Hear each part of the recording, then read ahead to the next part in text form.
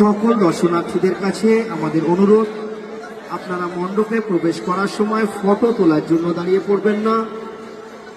আপনারা ধীরে ধীরে মণ্ডপে প্রবেশ করুন, নিজে প্রতিমা দর্শন করুন, অন্যকে প্রতিমা দর্শন করতে সাহায্য করুন।